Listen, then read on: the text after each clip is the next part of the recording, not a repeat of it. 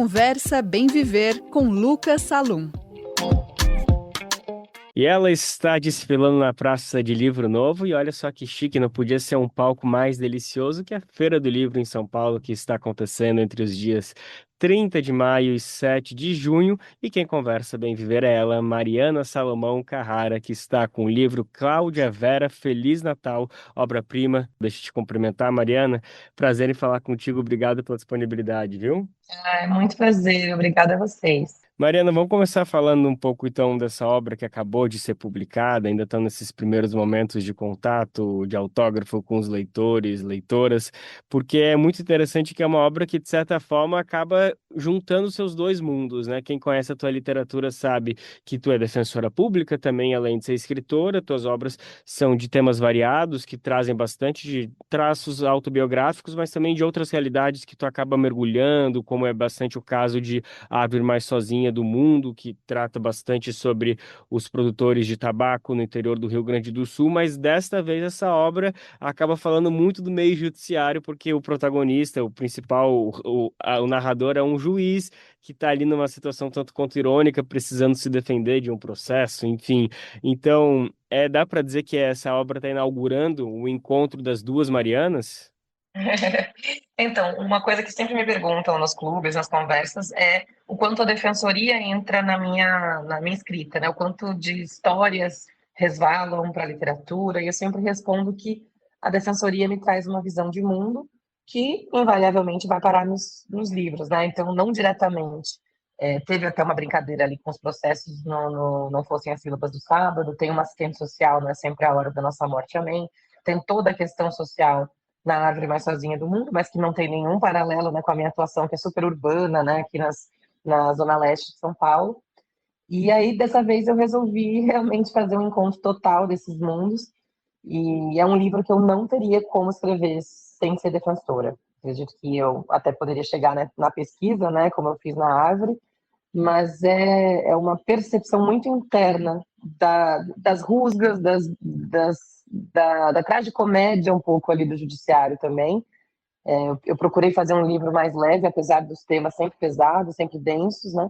Mas tem um humor, porque eu acho que a forma como eu sempre abordei o jurídico na literatura foi um pouco mais puxada para o humor, talvez porque eu acho desconcertante, né, a nossa falha em prestar a justiça, em essa insistência nos ritos, né, tem muitos ritos, cumprimentos, um vocabulário sempre autorreferenciado, enfim, existem coisas que são cômicas, embora trágicas dentro do direito, então por isso que esse livro tem essa comicidade, e foi um momento que eu me entreguei para o direito sem escapar nem um pouquinho da ficção, né, embora eu tenha coletado muitos depoimentos, então tem muita verdade misturada ali na ficção, realmente é bastante literário, só que trazendo a brincadeira justamente com a linguagem jurídica também. Super dá para notar isso logo nas primeiras páginas, que primeiro é um livro escrito por uma pessoa que tem conhecimento de causa,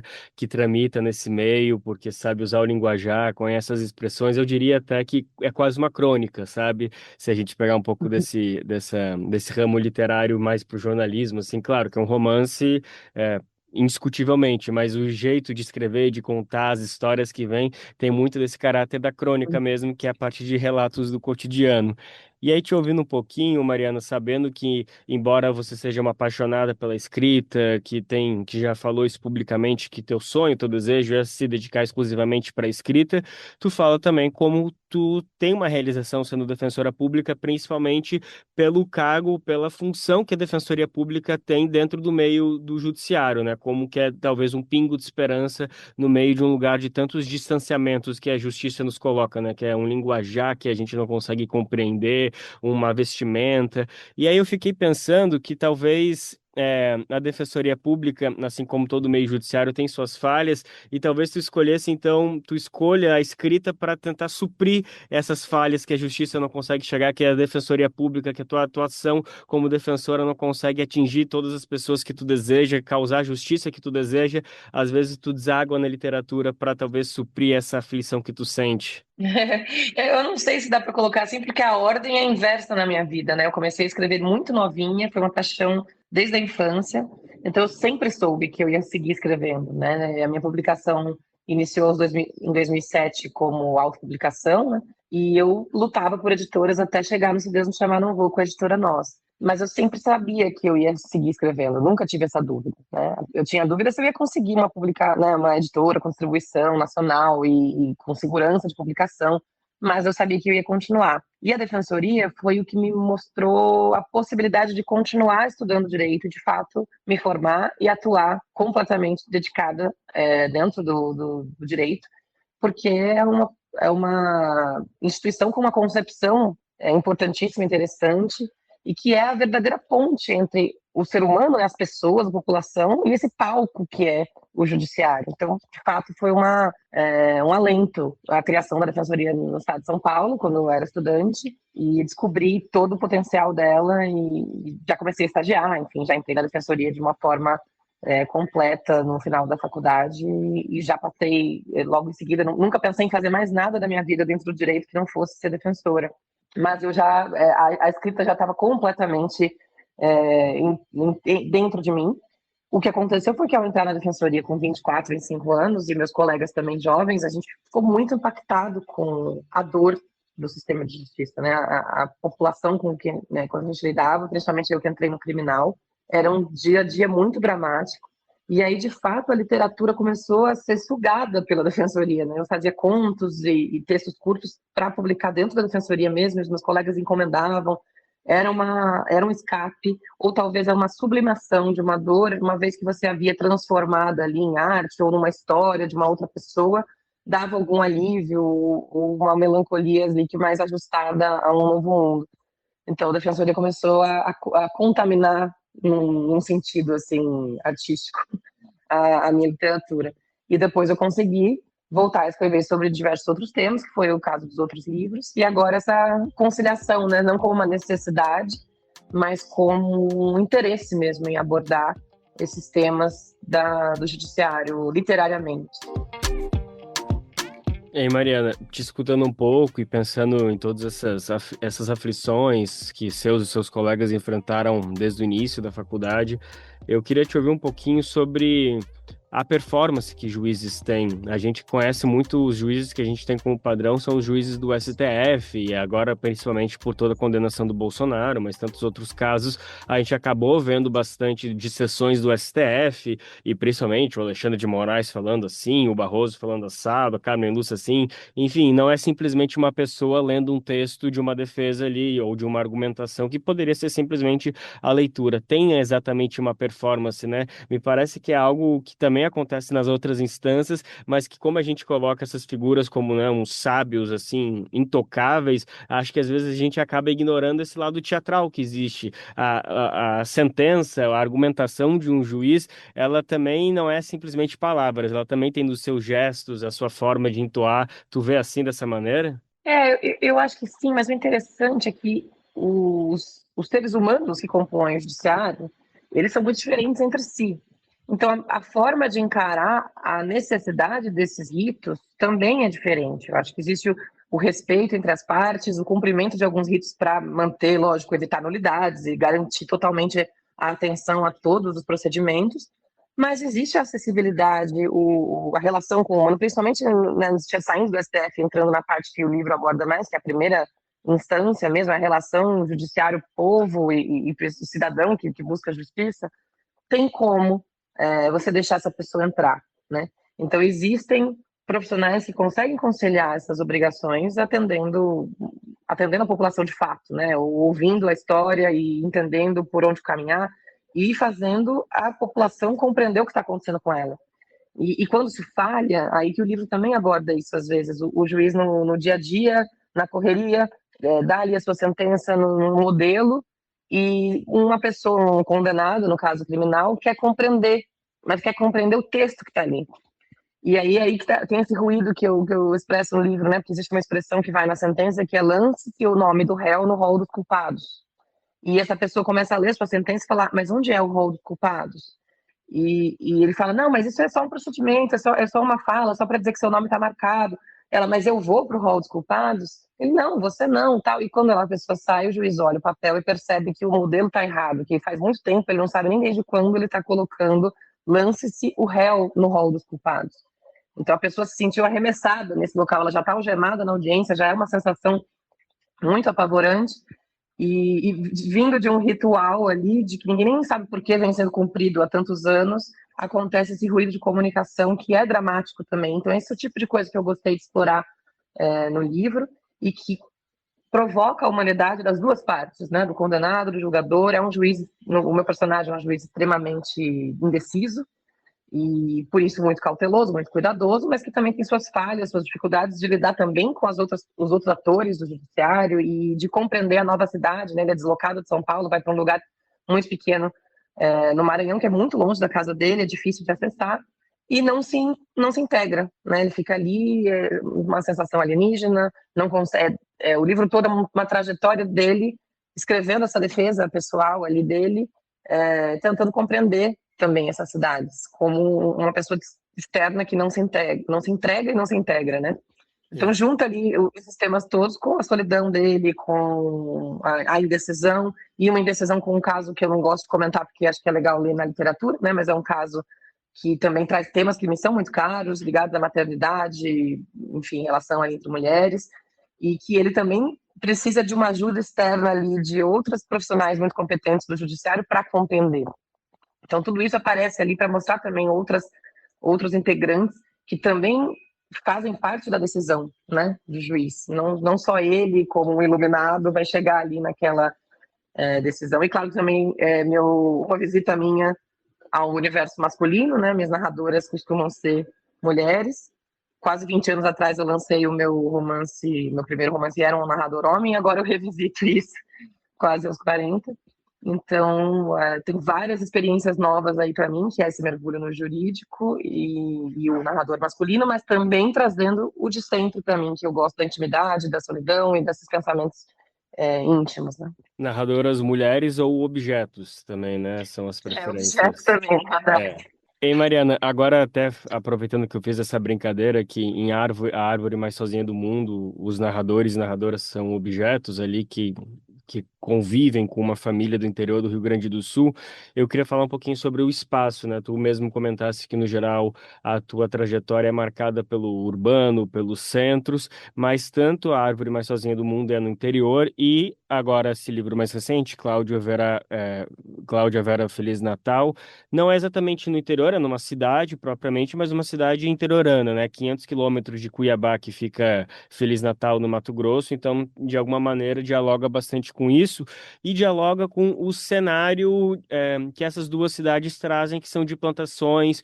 Bom, no caso de Feliz Natal, é o latifúndio propriamente dito, aquela soja de perder de vista. Quando a gente está ali no interior do Rio Grande do Sul, essas plantações de tabaco, no geral, são pequenos fundos, médios fundos, não são propriamente tão grandes, mas acabam os dois reproduzindo bastante dessa lógica do agronegócio, do uso exuberante de agrotóxico e de uma outra maneira de lidar com a terra, né? Não que o meio urbano tenha alguma maneira muito mais pacífica de lidar com o território, mas sem dúvida alguma o que a gente vê hoje do agronegócio é uma maneira de olhar para a terra apenas como mais um mercado, literalmente uma commodity, que é basicamente um ponto que une.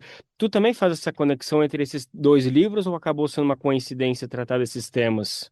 Não, é bom você perguntar isso, porque eu acho que existe uma diferença bem fundamental entre esses dois, porque na Árvore Mais Sozinha do Mundo eu realmente fiz um mergulho para retratar a vida ali, naquela lavoura, e representando outras lavouras do Sul, mas ali mais no Rio Grande do Sul, embora eu não tenha especificado.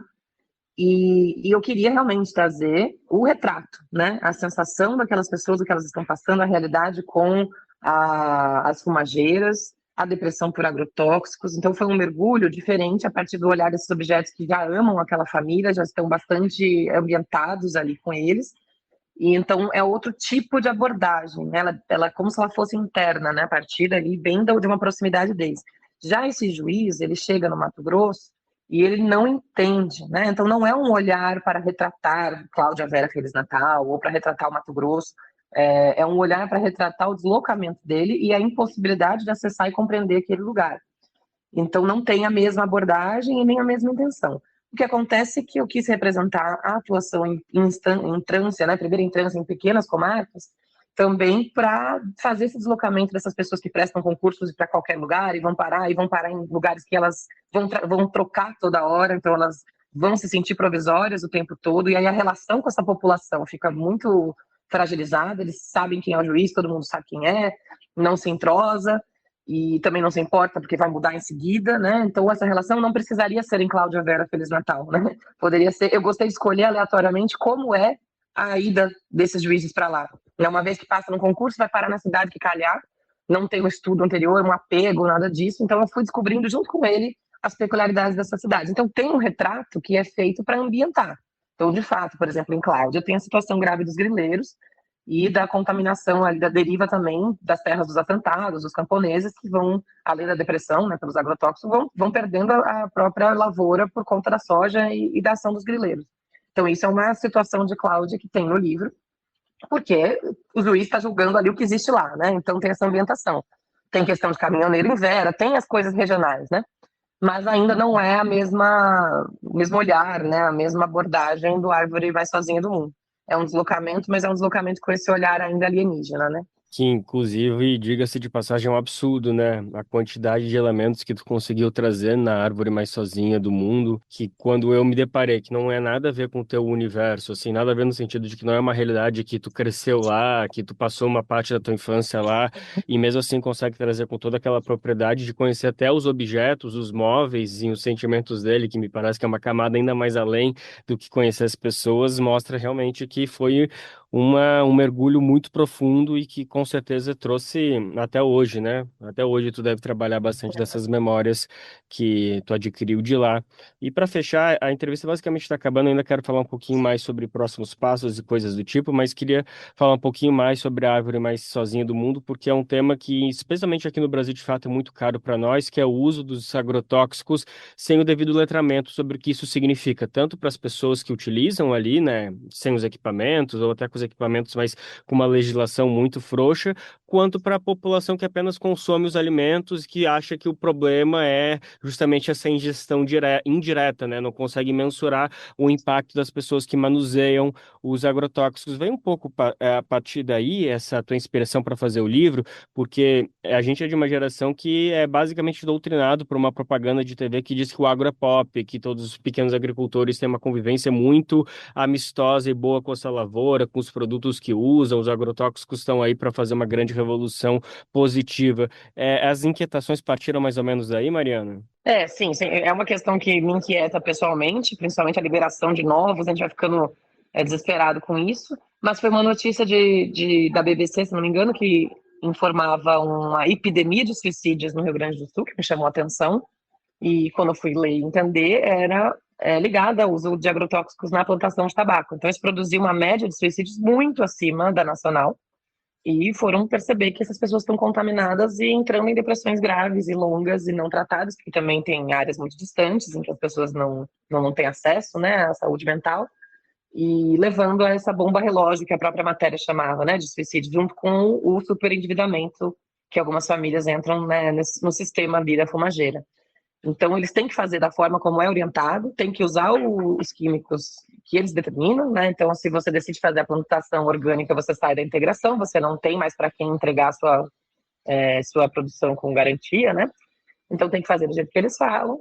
E a própria roupa de segurança, eu gostei de colocá-la como narrador, também por isso, porque ela é colocada ali pelas fumageiras como super necessária, né, indispensável, entregue por elas, mas ela vai ficando velha, ela vai ficando com furos também, e além de tudo ela é inviável, né?